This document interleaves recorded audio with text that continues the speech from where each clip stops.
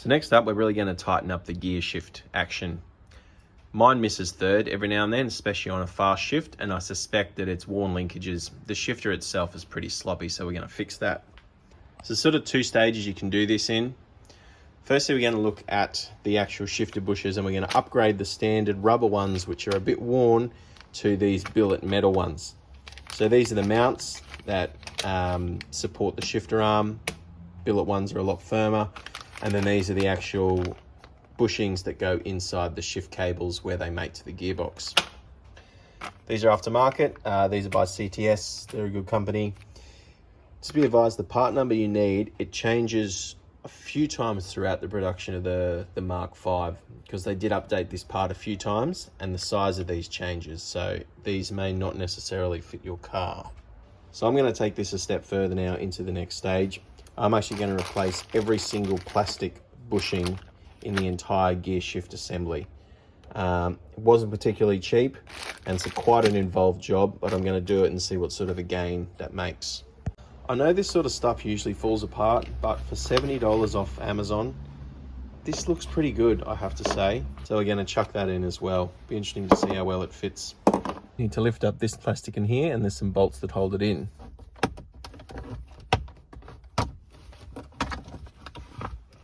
Okay, to remove the gaiter, there's one of these clamps you'll just need to cut off.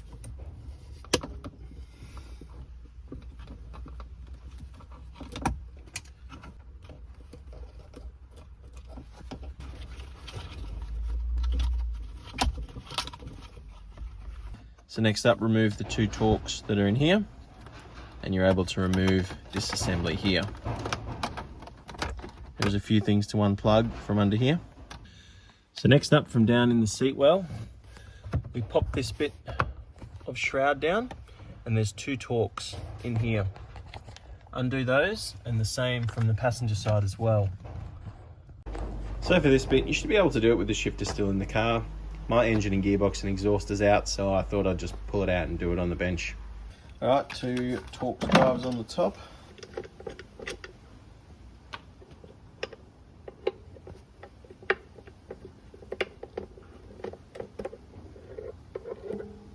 Little clip here. And there's another little torque over on this side.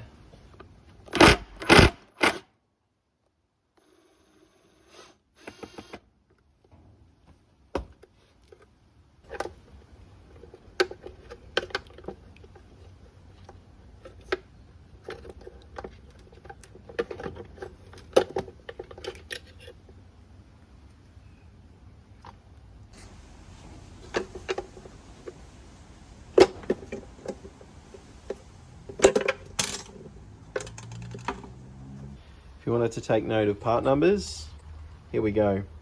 The diagram I went off, it said 2 of these. I can assure you though, there's only 1 of those in the system.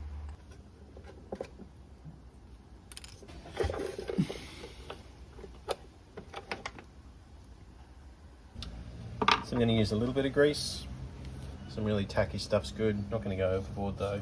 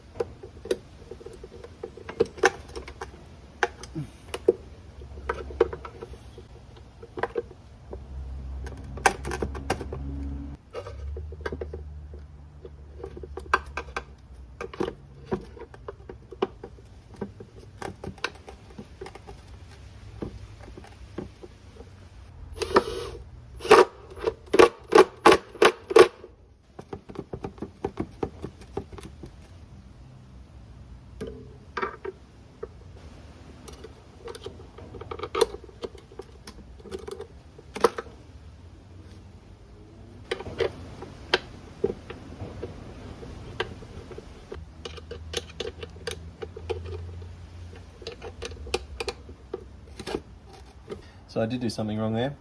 I put in the bushing that was too long into there, and it wasn't happy, it wouldn't self-center. So apart from that extra one, the only two bits you should have left over now are these. You should have two of these left over because these are replaced on the gearbox side.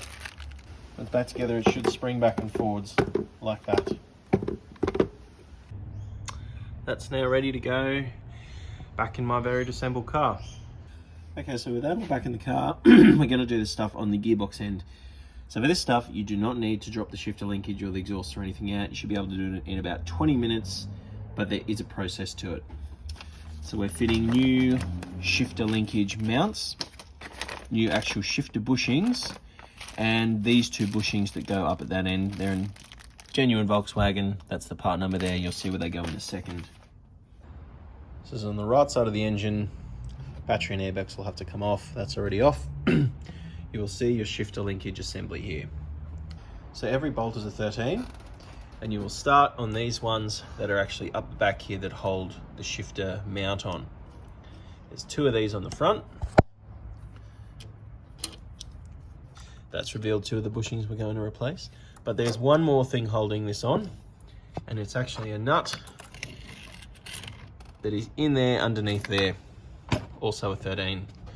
Once that's off, there's these little clips on the shifter linkages. They're very easy, you can do them by hand.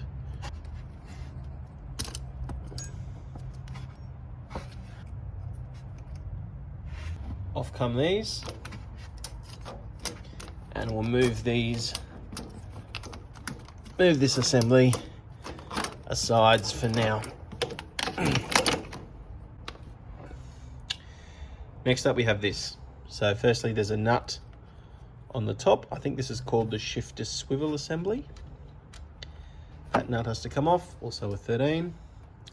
With that off, you should be able to work this off the spline here. It is keyed. There is a larger keyway, so you will not lose your place. There is another one of these clips holding this assembly on. Now, as you can see, you can't actually get this out where it stands. So you need to remove these two bolts in here. Once they're out, with a bit of a tap, you should be able to rotate this whole flange just enough to be able to slide this out. This here isn't as simple as just a flange that sits on the top of the gearbox. If you start to lift this out, it brings out linkages that are in here. I would be careful because I suspect if you pull that out altogether, you may not get them back in properly. So with that out, there's two plastic bushings that go in the end here. And next we're going to remove the bushings that are in these linkages.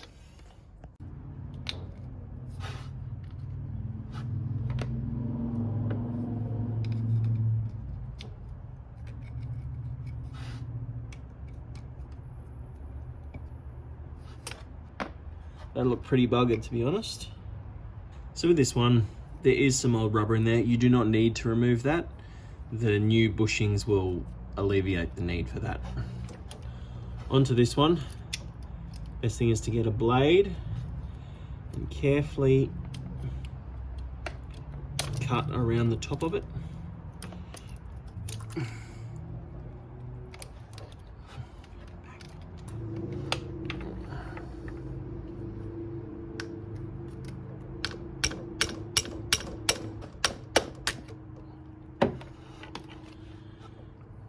Go.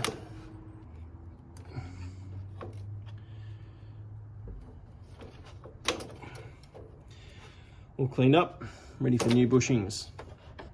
Probably would have been easier to do them out of the car because they have to come out of the car anyway to do these bushes. So for this, we're going to take these linkages off the cables. So just grab a Sharpie or something and mark in there where your linkages lied on the cable. Next up, pull these towards you and they come off. We've got some clips that lie back here. Oi! Alright, I mean those out. take the bracket off. You probably could do these without taking the bracket and these linkages off, but it does make it easier.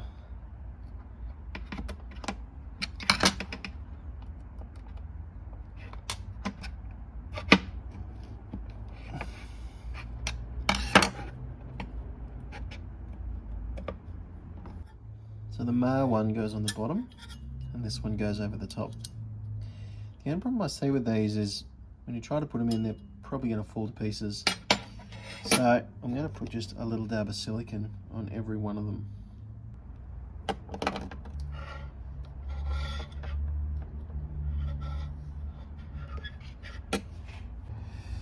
Next up we'll do our shifter bushes. Again, I'm going to put a little bit of silicone so they don't fall all over the place.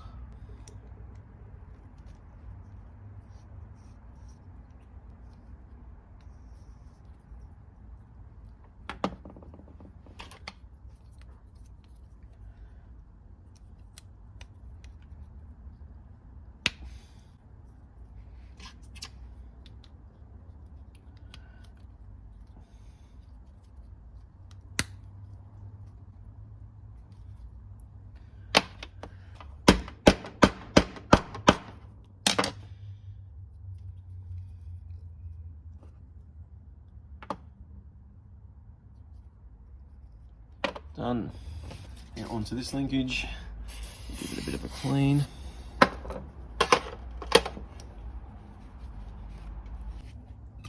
Same for this assembly.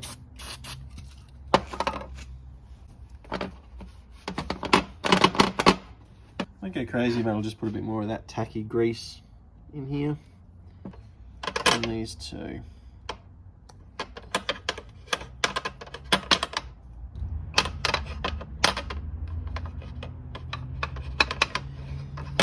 The other one will be fitted on the car. This block here, this slides in this groove here. So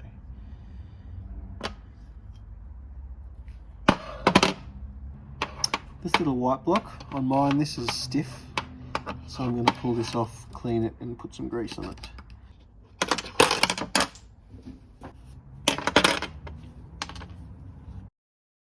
Now side by side, and you can kind of tell the original one has been worn away a bit over time.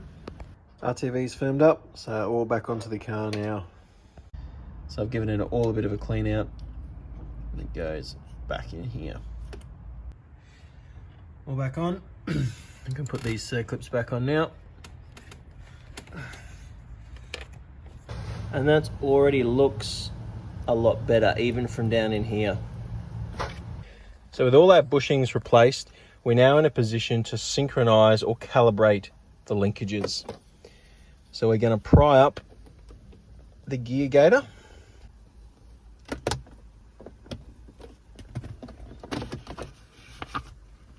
So we're going to grab a 5mm drill bit, and it fits very snug down here.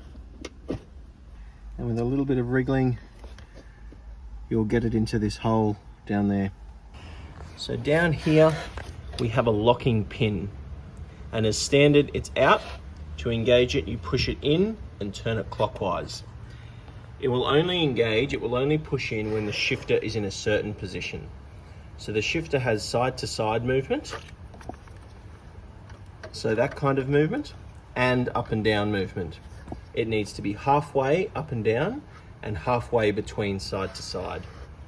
Once it's there, give it a bit of a jiggle and your locking pin will go all the way in. It goes in about 10mm. Once that's in, give the cables a little jiggle and re-engage them. Both ends of the linkage are now calibrated. Disengage the pin. Once that's done, you're right to remove the drill bit. With that out, you're right to refit everything. It already feels so much better. As Doug Jimiro would say, it's very Porsche-esque now. It's considerably less side-to-side play when you're engaged in a gear.